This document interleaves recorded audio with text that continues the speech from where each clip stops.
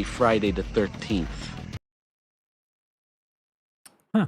That was an odd delay there. Good, good August the 13th. Hope everyone is doing well. It's me, Charles. Welcome to WILIscredia. The weekend we discussed Leonardo DiCaprio, and some interesting conversations opened up over well, just the thought in general. Is Leonardo DiCaprio an overrated actor? And a couple of comments arrived in the comments section after the stream went up, and I didn't realize how polarizing a figure Leonardo DiCaprio is, and I guess I've been kind of ignorant, or I've had a blind spot with him, because I kind of thought that DiCaprio was a well-regarded actor. But the reason I did that stream was because there was a video that was suggested to me in my algorithm, suggesting that he was indeed overrated. And there's a conversation to be had, which is, I think, interesting. On the heels of that, I figured, who else can I talk about that has a fair amount of films under their belt, but also I've seen at least 3/4 of their films that most people would know.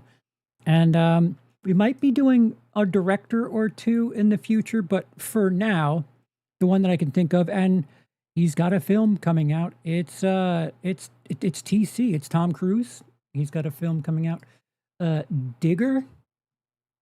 Ingen Bones says Les Grossman is Tom's best role. Well, don't spoil it, but I may or may not agree with that statement. There is a poll in chat. The question is, what do you like Tom Cruise in most? And you have 3 choices: action, drama, or comedy. I can see there's votes already. Oh, it's even right now. Yeah. So there's also a super chat goal that ends probably after this stream. But if you want to see a gauntlet style actor versus actor stream, help us get that goal, and we will do that.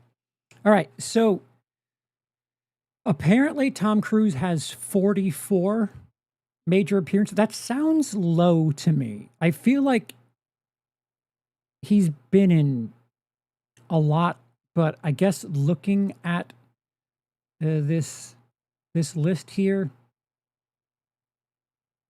I'll have to move it because I'm in the way. Right off the bat, I don't know what that is, and nor can I read that. What? Don't get old, kids. It's him kissing I don't know, Denise Richards, looks like. I can't read that. Hopefully we get around to this and someone can explain what the hell movie this is. The poster isn't familiar to me. I'm not sure who that is. I can pretty much tell it's Tom Cruise on the left, but I don't know. That might be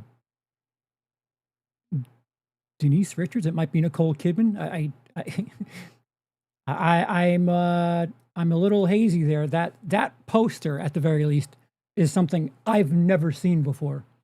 So maybe it's a film that I've seen, but the poster that's being used on this page is something unfamiliar to me. But looking through this, 1, 2, 3, 4, 5, 6, 7, 8, 9, 10, 11, 12, 13, 14. Yeah, I've already seen 15 of the first 18. So we're in good shape here. We'll get to them as they go through. Although I'm noticing a bit at the moment, they're missing the 2 most recent Mission Impossibles. Yeah. So we're missing at least 2 Mission Impossibles. right, so I feel a little bit better. I'm just being reminded of some of these now. Oh, and one that I forgot to watch that I'm going to get yelled at for not watching it yet. But sometimes it's hard to find some of these things because I have to count on my uncle. So our tiers are as such: top tier, which is platinum grade; great, which, a little wiggle room with the term great; good, solid thing you would go back to and enjoy it; meh, something that maybe you'd watch, but you might change the channel on it if it were on; bad, which is just something that you are not happy to watch, or are you going out of your way to see it, or are you staying on the channel if it's on; and haven't seen should be pretty self-explanatory. This is just going on me and my experience.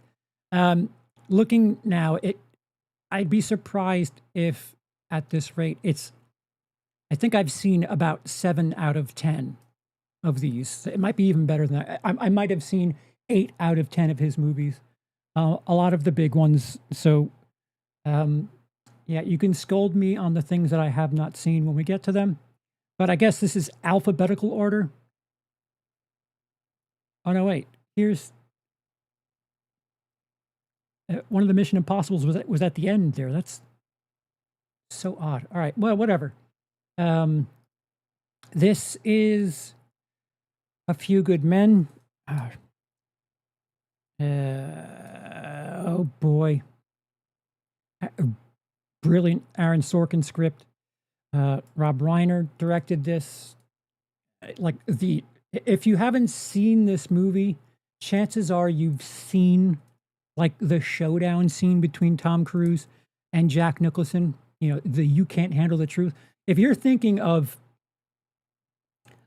most re-uttered lines in movie history, "You Can't Handle the Truth" might be top 20, ever. The movie's great around that. I never knew that I needed a army backdrop for a courtroom thriller, and it just shows that people arguing in a room, you can make that interesting. Rob Reiner, in a stretch there from the mid to late 80s through the early 90s, he could not miss. And as far as Sorkin writing stuff, I don't know if there's something bad that I could reference. So I won't spare any more trouble here. It's what's up, Ryan? Hope you're doing well.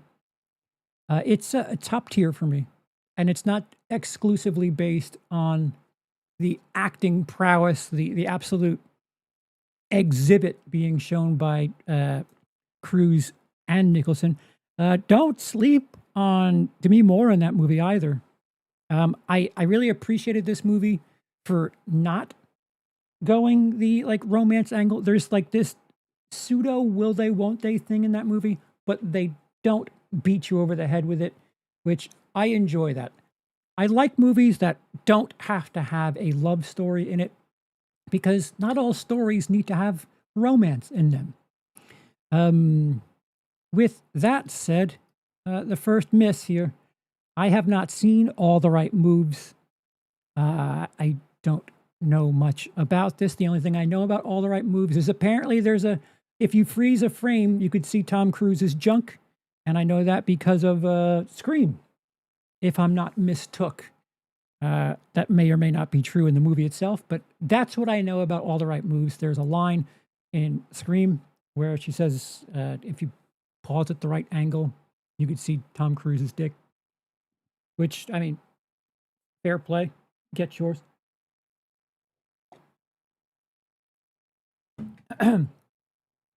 Next, American Made. Yeah, there's a stretch here in the 2010s where Tom Cruise is making stuff where it's really? And American Made is one of those. Kind of morally gray character where he is a pilot, but he's transporting illegal substances And it's the most, I don't know, like normie based movie that you could make about the subject matter. Like you have stuff where like Boogie Nights has some serious subject matter, and they it's not exactly for everyone, and there's quite a bunch of nudity, uh, some gore, some violence. American Made doesn't really have too much. It's just the subject matter. Like this is something that is made for like your dad. American Made is made for your dad. Um, I don't. I haven't seen this since it came out. I'm gonna put it in good.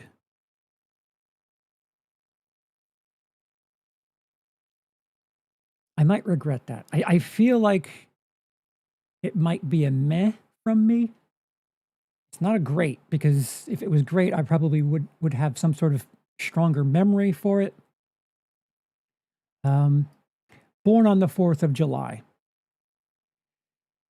Hmm. Oliver Stone, if I'm not mistaken. This one's a trip. Uh, Another Vietnam movie that is happy go lucky, as all those Vietnam movies from the 80s were. Um, I don't know if this was before or Rain Man was before, but this is the first time that like Tom Cruise did a movie where it's like, oh, he's an actor. He's not just a guy who could fly a plane. And yeah, I, I probably there's going to be a handful of these where I would like a fresher memory of, but I'm going to put Born on the 4th of July in great and not top tier, only because when I think of war movies, when I think of Vietnam movies, Born on the 4th of July wouldn't be the first, it wouldn't be the second, it may not be the third movie that I would go to. And a lot of that has to do with, like the tone of the movie. This is a bit more serious and I don't know, when you're doing a movie about war, I'm trying to figure out a way to say, yeah, this is a bit more serious. Yeah, they're all serious, stupid. But this one's a bit more unpleasant an experience, emotionally speaking. Our character goes through it again. All of these movies, you can almost guarantee some PTSD, but Tom Cruise's character really goes through it. Um, if you want like a speed run summary of Born on the 4th of July, just think of Lieutenant Dan's character in Forrest Gump, and that's kind of the TLDR version of Born on the 4th of July. I'm really undercutting by making that comparison. And never mind, Ink and Bones meets me halfway and says Born on the 4th of July just makes me think of Lieutenant Dan and Forrest Gump. So as long as there's one other human being on this planet that thinks the same thoughts, I'm okay. We're going down together because as long as I'm not like on an isolated situation where it's like, dude, why are you thinking that? I'm fine with that. Next, it's Bartender.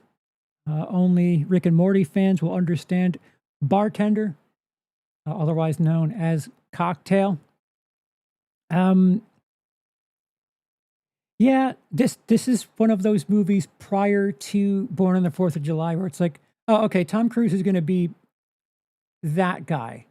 And like the best comparison, if only for a shared movie experience reason, is Glenn Powell. Glenn Powell right now, I feel like hasn't taken that. Oh, he's an actor. Like he's going for it. Glenn Powell right now feels like Tom Cruise circa mid '80s. So this feels like shit. If you were to remake Cocktail today and Glenn Powell was in it, I'd be like, yeah, that tracks. That absolutely makes sense. Um, it's a screamingly '80s movie. uh, the 80s, back when they made movies about anything, just anything, and it seemed to work. Yeah, I'm a bartender and um, juggling bottles and like this is what I want to do with my life. And yeah, all right. Um, only in the 80s can you make a movie about a fucking parking lot security guard that actually makes you feel inspired to do that thing. But shit. I'm going to say good. And I feel like there will probably be some fans of Cocktail that might scoff at that, but I kind of want to put it in meh. I've seen that 2 or 3 times. Oh, I actually I'm comparing it to something else in my head, and I'll save my meh placement for that. Collateral, Michael Mann, um, Jamie Foxx. I didn't they both win Oscars for, or they're both nominated, weren't they? Tom Cruise and Jamie Foxx. I feel like this is the first time in the post Mission Impossible era that we actually saw Tom Cruise as a villain, but he was still incredibly likable. Like, I still can't hate you, even though you're the antagonist of this movie. There's so much charisma that Tom Cruise has. And Collateral is probably another one of the movies. Put that in the handful of movies that I really would like to have seen again recently, but I just haven't. I'm going to put Collateral in great, and I might regret that. I'll circle back around to these because I might be doing some rearranging. Next, the prequel to F1, otherwise known as Days of Thunder. Apparently, there's a sequel to Days of Thunder in the works, which, okay. Yeah, it's a younger, more immature version of Brad Pitt's F1. Right down to Hans Zimmer doing the score in both movies. NASCAR, it's Top Gun in NASCAR is really what it is. But don't tell anyone. I think I like Days of Thunder more than Top Gun.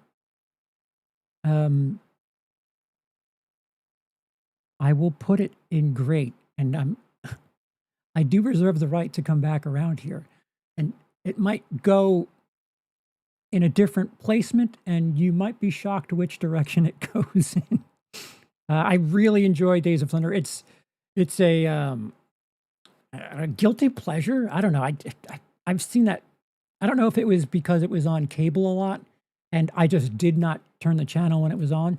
But I have to have seen Days of Thunder at least 15, 20 times. Some of those lines that I just have embedded in my skull for no reason. Like, I remember movie quotes for lines in movies that no one really thinks of. Robert Duvall going, eating ice cream. I don't know why that's the line that comes to my head first in the beginning when he's really shitty at driving and his pit crew is just lounging and he's like, I need to pit. No, it's going to have to wait. Ice cream. Yeah, sorry, I'm getting lost in my quotes. Tom Cruise is rumored to be the villain in Miami Vice reboot, the Miami Vice. Yeah, I'd like to see Tom Cruise as a villain a bit more. It's about time that he went for that Philip Seymour Hoffman remake, Mission Impossible 3, and have Tom Cruise be Philip Seymour Hoffman's role. Okay, next. Back to the Future in war times. It's Edge of Tomorrow, Live, Die, Repeat. I keep forgetting that Emily Blunt is the lead actress in this.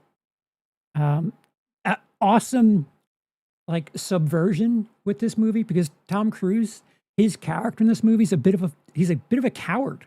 In the beginning, he's like running from war. He's scared. Um, Brilliant arc for his character because, spoiler, by the end of the movie, his character isn't so much a coward, but kind of a twist on what we all know Tom Cruise to be. And Emily Blunt like really, really held her own. It's kind of a tall order when you're making a Tom Cruise movie where he's, the bumbling coward, and you've got to like convincingly show that like you're the badass. Emily Blunt really did. Um, I enjoy this movie a lot. I feel like there's a point where we kind of went a little crazy with it's Back to the Future but blank. But shocker, shocker, I'm going to put Edge of Tomorrow in top tier because I really think it is.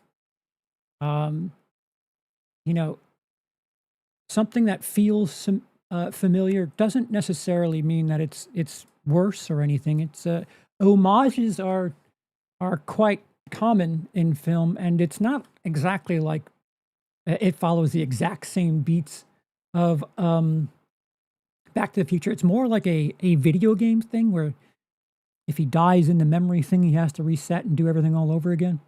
It's a really, really it's a familiar premise, but it's a really good time. If anything, it might be Groundhog Day, but war times. All right, what is this? I cannot make that movie out. For the life of me, I don't know what this is. All right, we're gonna hold on that because I genuinely, it bothered me if I have seen it and I don't recognize it. But for now, hey, we're continuing the stretch of Tom Cruise with his wife of the '90s, Eyes Wide Shut, the last Stanley Kubrick film. Cruise and Kidman in a film together, playing husband and wife. Not a movie you'd want to watch around, I don't know, children, your parents. Lots of things happening in this movie. Shit, if anything, it feels like it's quite pressing in regards to a certain billionaire that is no longer with us as of 2019.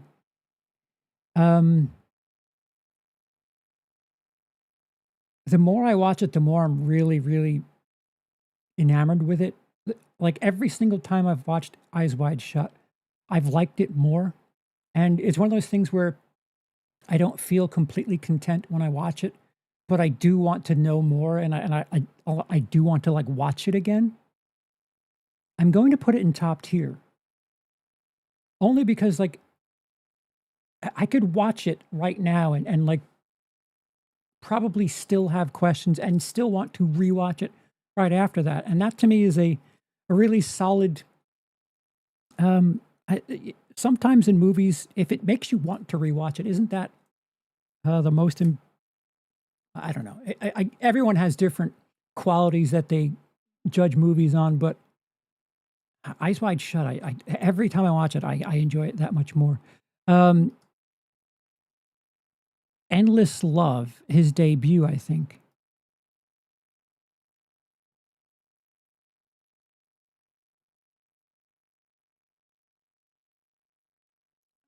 If that's the case, I have not seen it, and if those words say endless love, I am absolutely blind. It looks like a very long red word, and collarbone is the second word in white.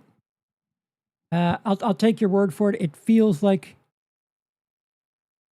looks like the poster for Together. It is not Together. Tom Cruise is not in that. It does kind of, but together it's just their eyes touching, isn't it? All right, so this is a big question mark, but we'll leave it because I have not seen Endless Love, and it does make sense because if it's alphabetical order, it would be after Edge of Tomorrow and before Eyes Wide Shut. That might be That might be a different language poster or something. So it, as far as the alphabet is concerned, that tracks. Sticking with Tom Cruise and Nicole Kidman, I have not seen Far and Away. I remember as a kid renting Days of Thunder, and on the tape they would have an ad for Far and Away. I don't know if Far and Away was coming out around the time that Days of Thunder was on VHS, or if it was coming out the same time as Days of Thunder, but like the rental copy of Days of Thunder had an ad for Far and Away on it. And I remember thinking, yeah, not interested. But yeah, we've had a long stretch of 90s here. Interview with a Vampire. Little homoerotic with the vampires. I mean, it's a vampire movie. What vampire movie isn't a little homoerotic? I prefer my vampires to be heteroerotic. Thank you very much. I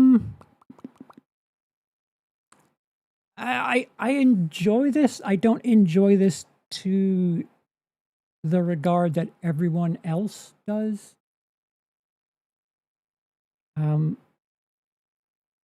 I'm going to put it in good. I'm feeling like that good column is going to get me some looks. Haven't had anybody for top cocktail yet, but Interview with the Vampires is one that doesn't really click with me too much. Next, Jack Reacher. Here we go with the mid 2010s run from TC.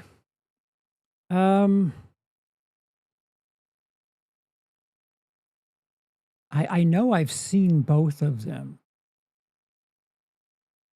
I'm going to put the first Jack Reacher in good, and I'm going to put the second one in meh. And the reason I say that is because I legitimately forgot that there is a second Jack Reacher.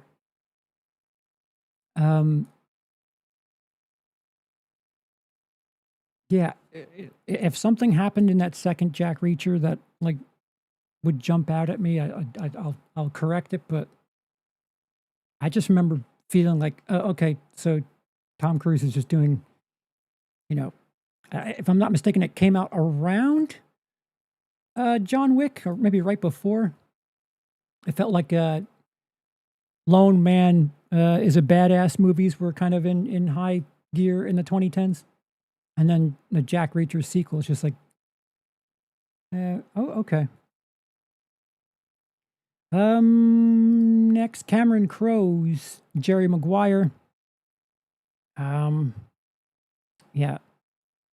Tom Cruise had quite a run of like big time hits, and I remember my mom really liking Jerry Maguire because it is basically a rom-com, but I liked the football, and she either rented it or bought it or whatever, and she watched it for one reason, and I felt lucky because, hey, this silly chick flick has actually got some other things going on in it, and I liked the football, and then when I grew up, I was like, it's actually a pretty good story too.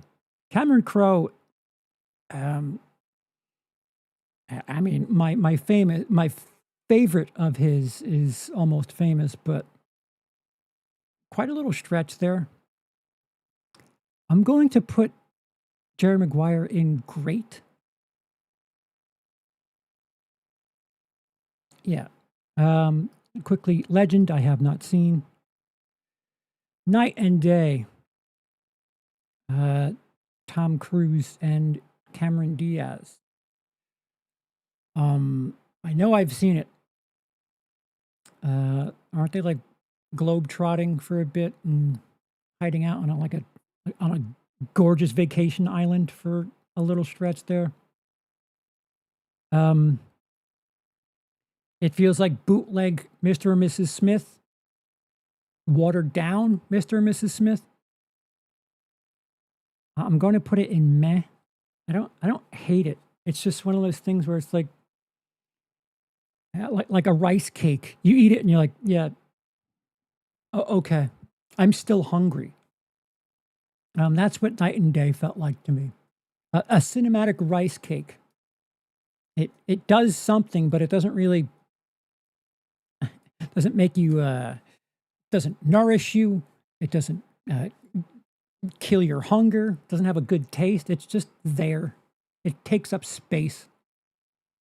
Um, Lions for Lambs. Tom Cruise, Meryl Streep, and Robert Redford. Going back to the drama shit.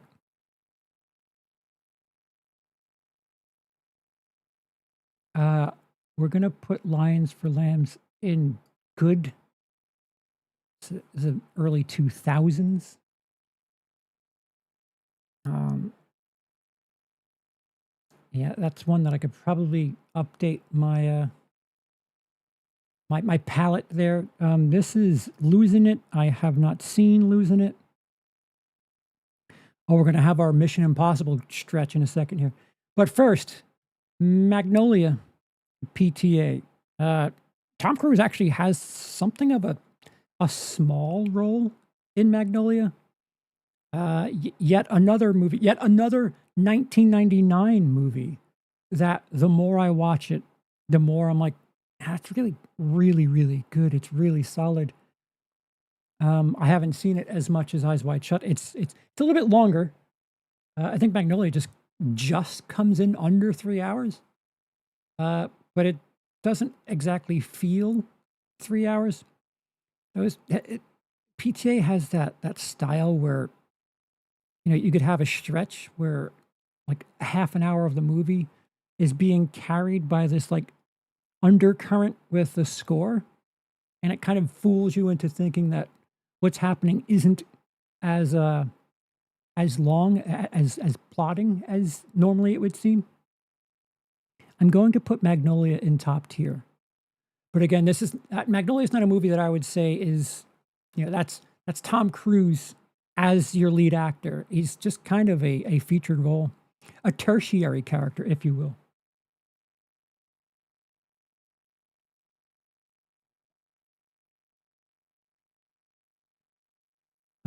Minority Report. Tom Cruise working with Steven Spielberg. Steven Spielberg had quite a 2002. Um, in the last ranking, we covered Catch Me If You Can with DiCaprio, and 2002 is definitely Spielberg's best year in the 2000s. I could do without the lens flares. If I can go back and kind of point to something and say, but why? Um, watching it back, the only thing that I just kind of wince at is the amount of visual grain and lens flares there are in this movie. But other than that, I really, really enjoy Minority Report, like way too much. And it asks an interesting question. I like it when an action movie can, well, for the most part, an action movie can ask you a question that there isn't an immediate right answer to. So yeah, now we're going to Mission Impossible. Mission Impossible 1. Um, I don't know if you saw this back when it came out or even just after it came out, anytime before part 2 coming out. I don't know if you would assume that this would be a nearly 10 film franchise. But yeah, I'm going to put it in great.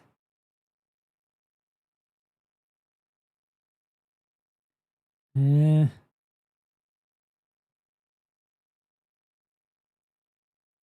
hey, Gray. No, it's alphabetical order, so you're gonna have to wait a while for Vanilla Sky. Gray, do you know what this is? What is this movie I'm shaking? It might be Endless Love. It's just a different title, it seems. Um, Mission Impossible 2.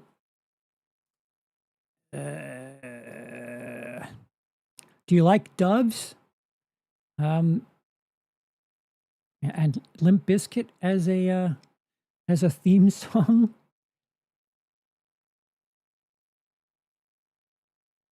I don't think it's bad. It has like this really weird soft spot for me. Mr. Wu, I enjoy slow motion as much as the next guy, but do you have to have all of your tricks in the same movie? I don't know. Granted, I haven't seen this since what, Fallout came out, so I'm gonna say meh, and I feel like I'm undercutting it by doing that because I genuinely I don't hate it that much. I'd probably rewatch that over. Well, definitely, I'd rewatch that over Cocktail, and I won't speak any further. But yeah, if you offer me Lions for Lambs or MI2, I'm taking MI2. Yeah, all right. Yeah, we're gonna assume that. No Amelia, so it's not great. Fair enough. Next, Mission Impossible 3. In JJ We Trust. Philip Seymour Hoffman, one of the better villain performances in the 21st century. Yeah, I said it. I'm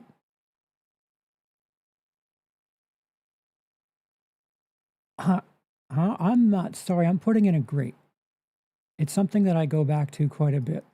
And I will probably rewatch Mission Impossible 3, if only for the PSH performance. Yeah, I'll gladly rewatch Mission Impossible 3 over Mission Impossible 1. Now it gets really hard because some of these get gnarly. Ghost Protocol, which is the one where he climbs the Burj Khalifa.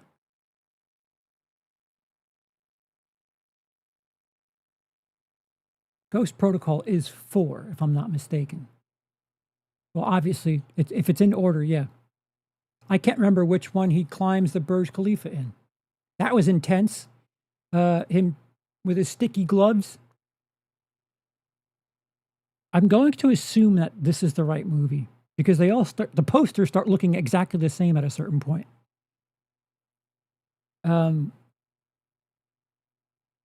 Ghost Protocol, I'm going to put in great, as long as it is what I think it is. Sean, Super Chat, thank you. To be controversial, I prefer Cruise earlier, dramatic work, Born on the 4th of July, Magnolia, Interview the Vampire. I don't know if it's that controversial. I mean, I have Interview with the Vampire in good, but yeah, I don't think it's that controversial. I mean, unless someone's like only thinks of him as an action star, I would politely ask, watch some of his other stuff. Next, thank you for that, Sean. Rogue Nation.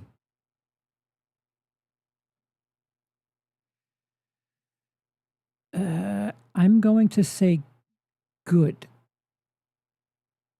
And I probably should have this go against both Ghost Protocol and Rogue Nation because I'm confusing the two for each other.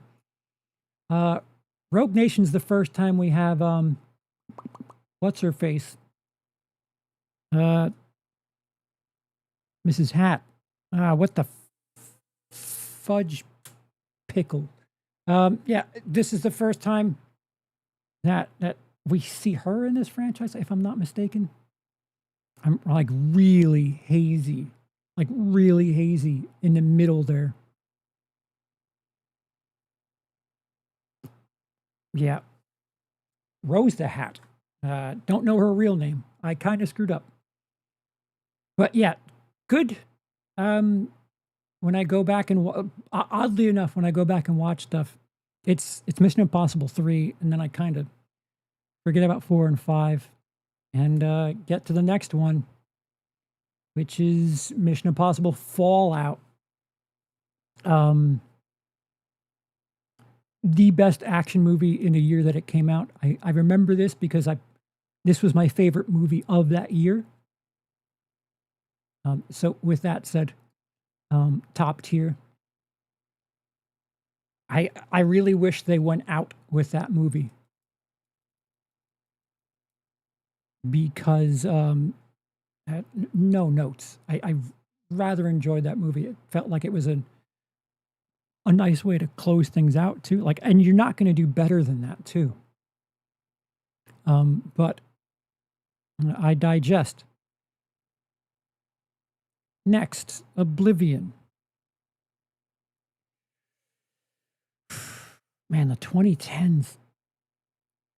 He has such an interesting decade there in the 2010s because Rebecca Ferguson, thank you. What? Thank you, Troy. Yes, Rebecca Ferguson. I'm atrocious with names. It's weird that I'll remember the person's character name, but not their name. I'm a bad person. Oblivion. The 2010s, it felt like Tom Cruise was doing Mission Impossible movies and some oddball stuff that really has no business being a high profile action film, but he was like dragging these movies to that.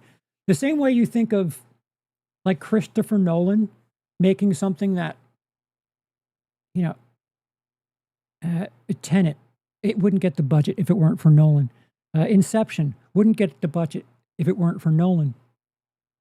A lot of Tom Cruise stuff, it's like, I don't care about that. Oh, never mind. Tom Cruise is in that. I will go see it. I'm going to say good. I say that because I watched it.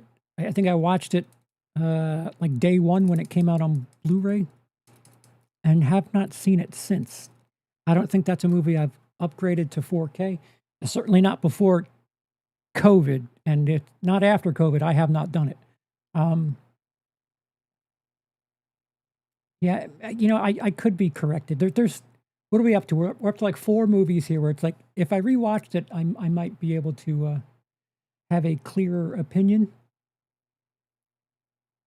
But any hoozle, Rain Man.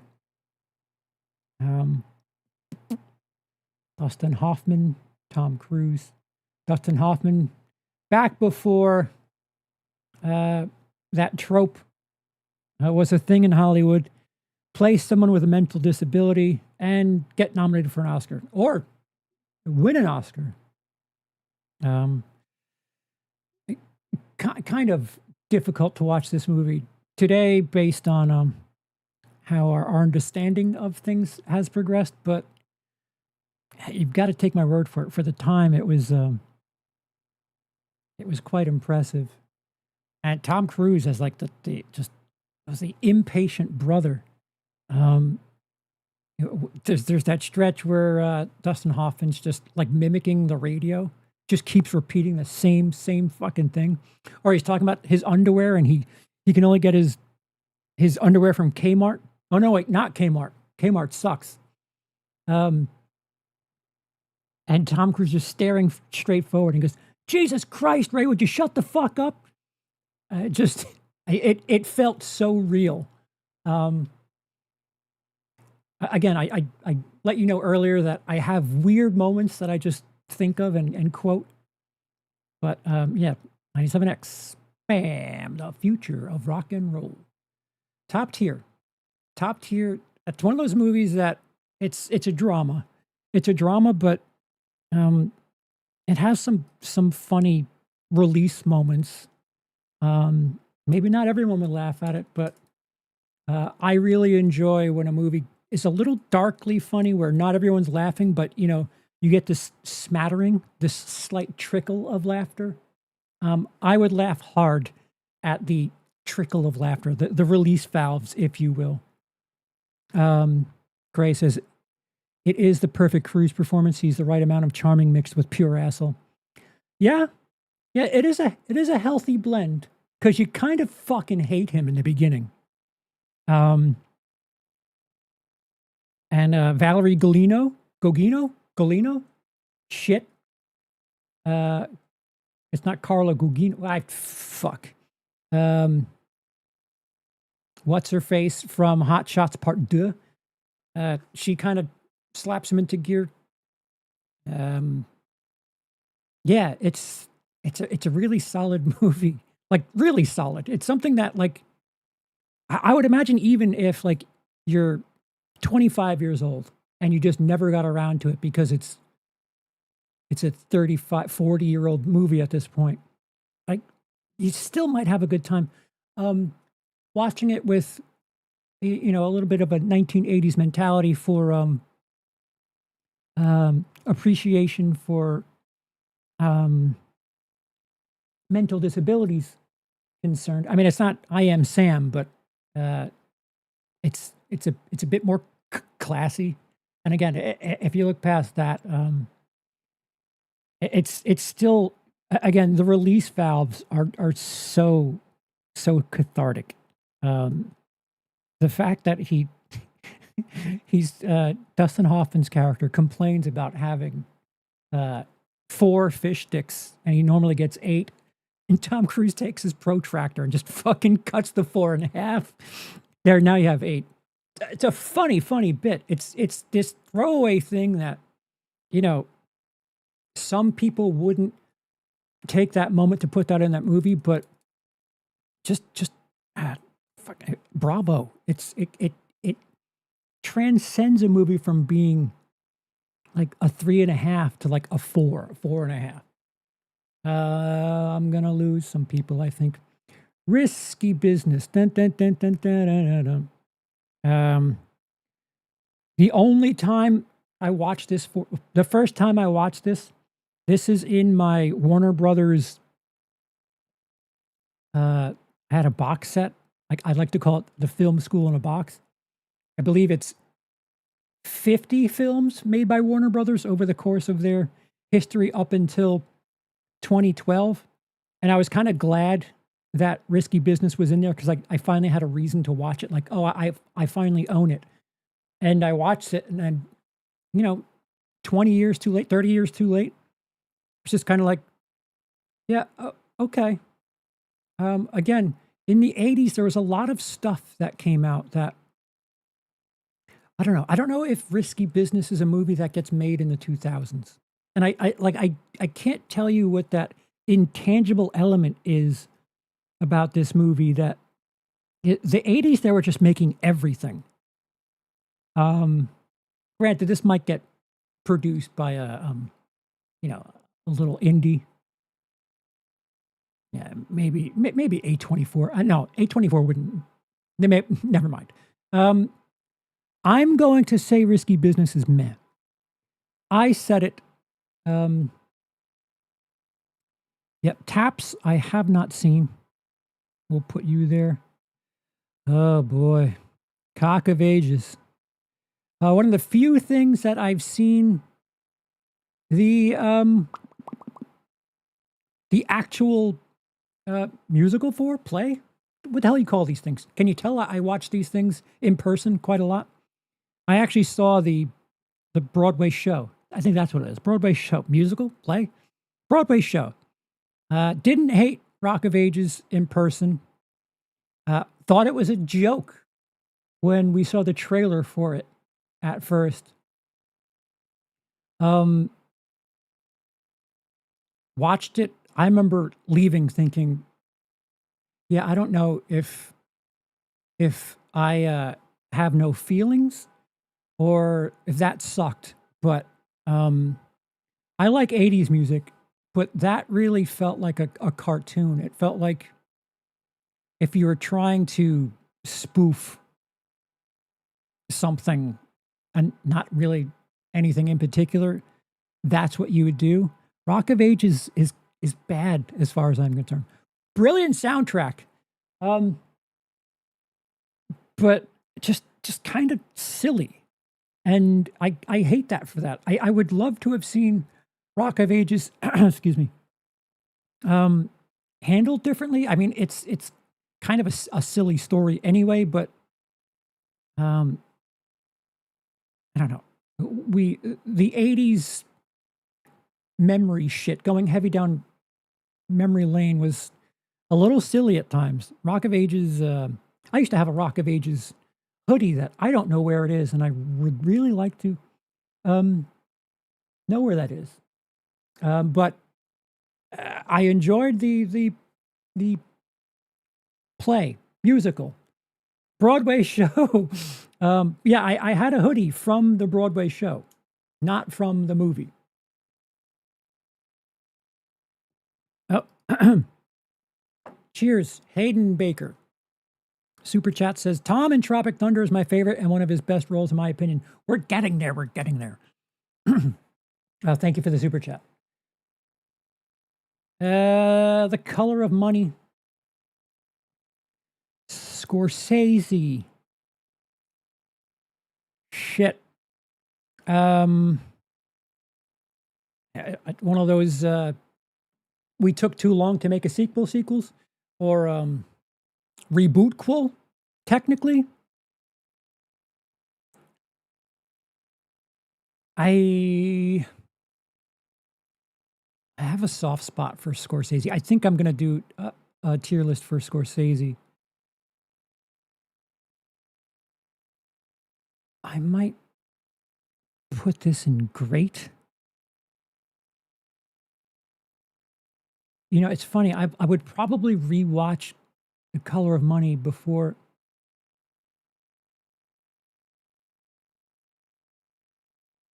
I'm going to leave it in great. I don't feel confident about that scoring, that grading. Yeah. All right. Yeah. Color of Money and great.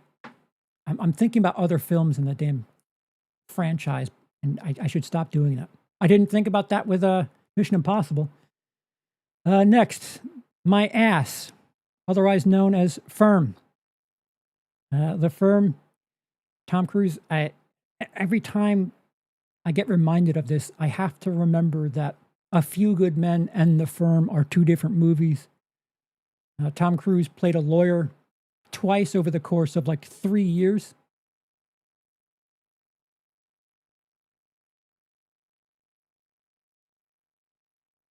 I think the fact that this kind of gets overshadowed by A Few Good Men has me thinking meh.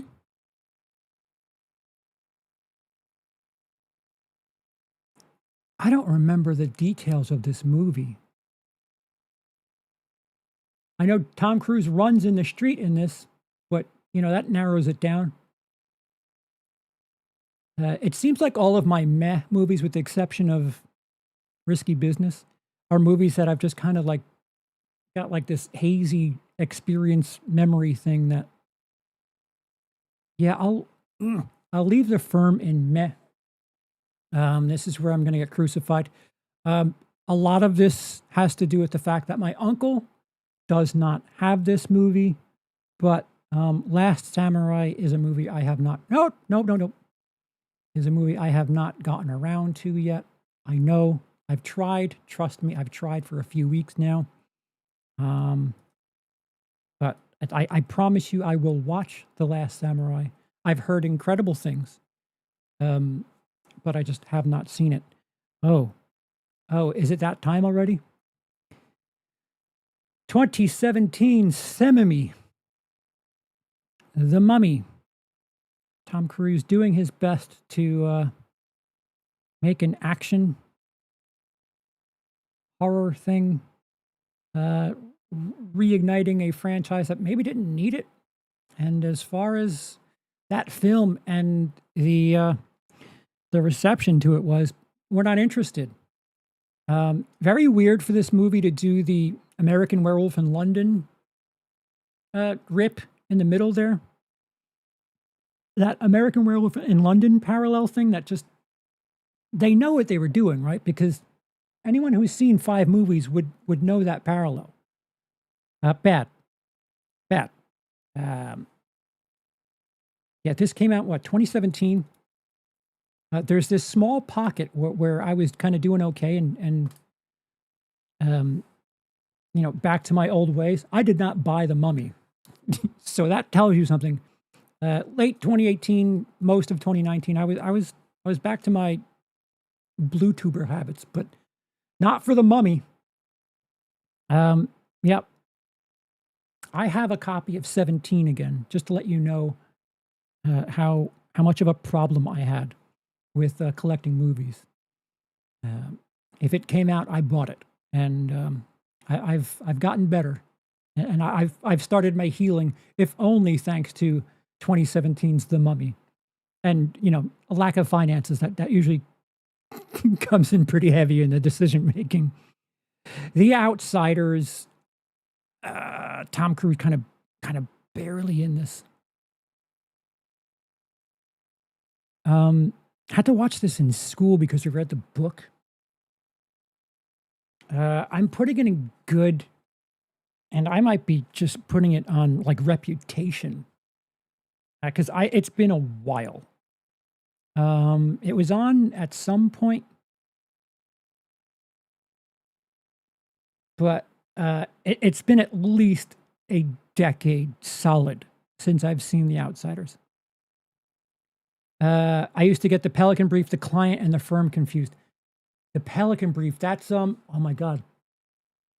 Is the Pelican Brief Julia Roberts and Denzel? Shit, you could start listing a bunch of court movies. What's the one with Sandra Bullock, A Time to Kill?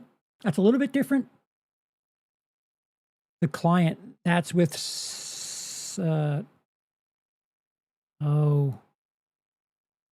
Susan Sarandon and little Brad Renfro.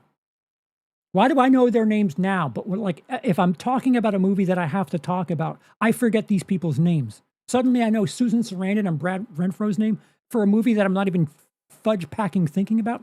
And Pelican Brief, if that is Julia Roberts and Denzel Washington, there's something wrong with me. On top of that, knowing the Matthew McConaughey, Sandra Bullock movie, which I think it's A Time to Kill.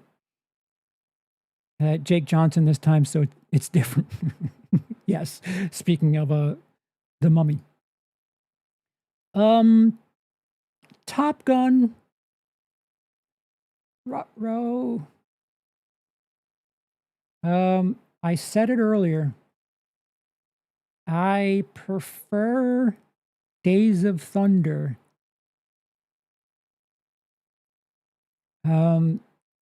You have to keep in mind that I was raised by a single mother. So when things were on in my house, it was like woman coded. We were 1,000 times more likely to watch Rain Man than we were Top Gun. 1,000 times more likely to watch Jerry Maguire than A Few Good Men. I don't know if I would watch that as a 10-year-old, but with that said, was a little late to the party, and I think I had seen Top Gun after seeing Days of Thunder. So maybe my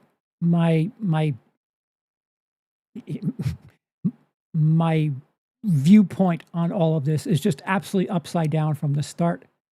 But Top Gun is good for me. It's spectacular. It's great. I just don't have the erection for rah-rah army movies and Air Force movies and things like that the way other kids my age do. I'm sure if my uncles got to me and showed me this, it'd be a little bit different. But my uncles, like my manhood film experience was mostly horror from them. And when it wasn't horror from, young teens of the 80s, it was whatever the hell a woman in her 20s was watching in the 80s. So, I don't know. Is this a valid excuse? Because I feel like Top Gun could be some people's most favorite movie of all time. And yeah, let's just keep digging the hole as we go to Top Gun Maverick. The spiritual reboot quote. Um, yeah, I think the fact that this movie is kind of giving us the proposal of a Days of Thunder sequel is kind of got me jazzed up. But it's a good time. Um, it's odd that the movie covers something that I think's a little bit deeper than you would expect from a movie like this, where Tom Cruise's character Maverick, um, kind of stuck. Well, not stuck, but doesn't want to progress, doesn't want to move on, and I think it's quite interesting for the movie to cover that because we see that so much with it's a microcosm, a metaphor, other M words for actors. Stallone making Rocky movies into his 60s. Sometimes our politicians being politicians well into their 90s. Sometimes you've had your turn. You've got to pass the buck a little bit. I like that a bit more than I like Top Gun. Maverick is a great from me. Which volleyball scene is better? The cinematography in Maverick is better, but I'll tell you, I always make sure to have some lotion handy for either scene, is what I'll say. Here it is, the the apparent headliner.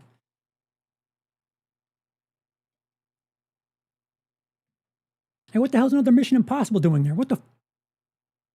That's weird. Okay. Tropic Thunder. Those of you who followed the comedy 31 on 31 will know where I put this. It's not going to be any sort of secret. Top tier for me.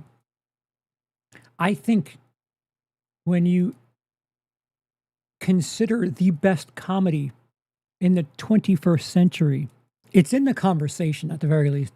I might join an argument to say that it's the best comedy of 2021, of the 21st century. I'm sure like a Borat argument might come up. But another movie that Tom Cruise is merely a tertiary character, but so fucking crucial. Like everyone in this movie, like I cannot take any character out of this movie because it works so well. And this movie isn't as solid as it is without Lex Grossman doing some sort of play on Harvey Weinstein, which like they were in talks of doing a Lex Grossman movie, like just straight. I don't know how or if that's still happening, but yeah, Tom Cruise's character as like this also ran thing in a very, very funny movie that people say you wouldn't be able to make that today. I disagree.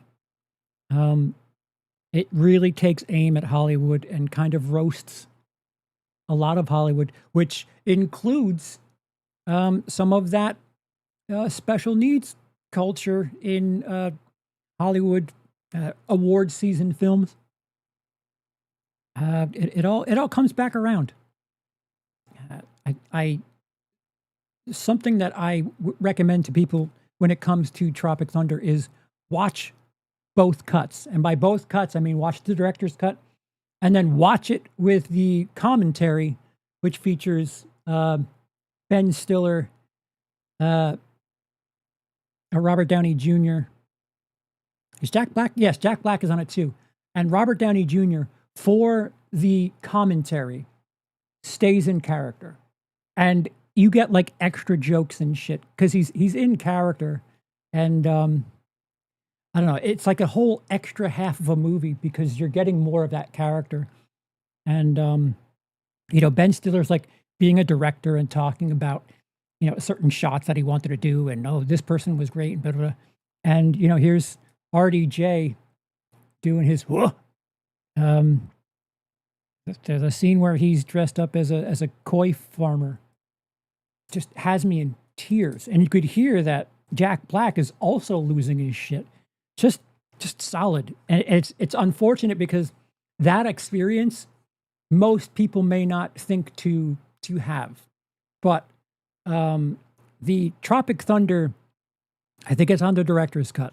The Tropic Thunder commentary with Stiller, Black, and Downey is like must watch. Watch the movie first, proper, but really, really hidden gems in there. Next, Valkyrie. Tom Cruise playing German. And the movie's in English. Isn't this the director who we shall not name? If I'm not mistaken, it's Mr. Bohemian Rhapsody, isn't it? Back when he was allowed to have his name on stuff. I think it's Bryan Singer. I think. Yeah, it's fine. I don't know. When it came out, I remember being the type that didn't want to read. So I was kind of happy that they found a way to have the movie in English. And I think it's great knowing what I know about Germany now and how they are with movies, because they dub everything. The fact that a movie featuring Germany, where they're really supposed to be speaking German, they go to great lengths to have them speak English, making Germany have to redub their own home-based movie makes me giddy. But meh. Emily and I rewatched it a while ago, and it's fine. The fact that some of this really happened, well, it's based on true events, is it has nothing to do with anything happening in the current climate of the world. So I have nothing else to add to this. Yeah, Valkyrie, yeah. Next, Vanilla Sky. Trippy.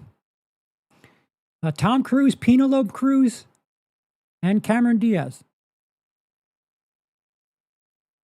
This is one that I probably should re-get around to. I'll put it in good, but that's due to a lack of confidence in the experience there.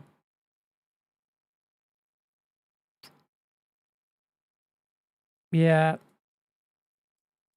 I don't think I've seen Vanilla Sky since going to film school. So it's 20 years that I haven't seen that movie. Yeah. I have seen it. A little hazy on the memory, so confident with good. Next, for some reason, Mission Impossible Reckoning, Dead Reckoning.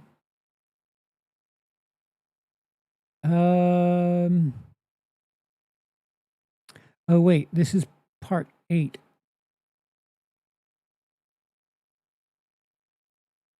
So they're missing Final Reckoning. I didn't hate this. I will put Mission Impossible 7.1 Reckoning in good. Last but not least, another Steven Spielberg, Tom Cruise joint, War of the Worlds. It might be the last really solid Spielberg movie that I would fight for in the 21st century. I would need to see his library to verify or deny that. I'm going to put War of the Worlds in great. I'm just going to look back at these and see if anything jumps out. So I've only not seen 7 of his movies, and I will get around to Last Samurai. Endless Love is, I'm gonna have to look that up because that poster is just bothering me. Far and away, I don't know. I've heard nothing about it. The only thing I have about it is the memory of it being on the videotape, the trailer for it. Legend, I don't remember a thing about it. Losing It, I've heard nothing about. Taps. Okay, I'm sure he's got a tiny role in that, but quite the filmography here. As far as I'm concerned, of the stuff I've seen, only 2 movies would I say are bad. Charlie Sheen did it better in the scary movies. All right, fair enough. But yeah, I want to. I'm going to do another director or 2, or maybe another actor in the meantime. There's an idea to do Scorsese, and I just want to make sure that, at the very least, I want to watch Age of Innocence before I do Scorsese. But let me know an actor that has a rather full resume that would be grounds for a tier list. I'm going to need to have seen, I'm going to say at least half of their movies, but I would comfortably like to have seen 75% of their movies. Yeah, so that is Tom Cruise and his movies as a tier listed by me. In chat, I asked you guys, Grace says Steven Seagal, hold your breath. The question in the poll in live stream was, what do you like Tom Cruise in most? 14% of you said drama. 21% of you said comedy. And 64% of you said action. So, yeah, I would recommend that those 64% of you get around to some of his late 80s, early 90s stuff, because he's got some bangers in the drama category at the very least. He's got a couple trickled out throughout the rest of his career too, but there's like this really, I don't know, it seemed to be something he was focusing on a lot in the late 80s, early 90s. And if you haven't seen A Few Good Men, get on that. And if you like watching weirdo nudity shit, certainly Eyes Wide Shut. There's a draw to that movie otherwise, plus drama. And it's a Kubrick film. What the fuck? Yeah. So let me know down below some stuff you would like to see. Maybe a different actor, maybe a director with a bit more of a condensed resume that I might have seen 50 to 75% of their work. And until next time, I've been Charles. You haven't. Bye. I know it's better.